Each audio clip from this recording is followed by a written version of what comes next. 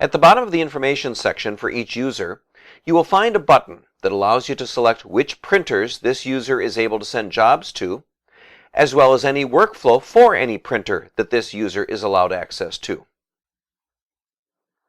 With the new user Tom selected, click on the Printer and Workflow Settings button to open the Printer and Workflow Settings window. On the left side of this window is a list of all of the available printers currently connected to the selected Fiery server.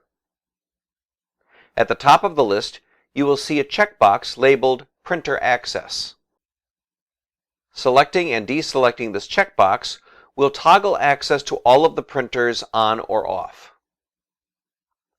You can also individually select or deselect printer access.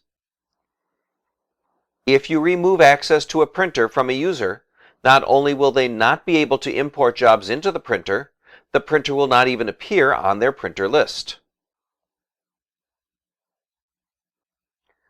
For Tom, I will deselect the checkbox for the Epson 7900, while leaving the ViewTek LX3 Pro North and South printers selected.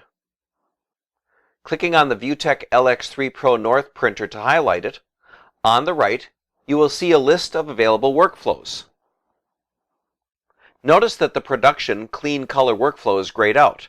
That is because it is the default workflow of this printer, and you cannot restrict access to the default workflow for any user.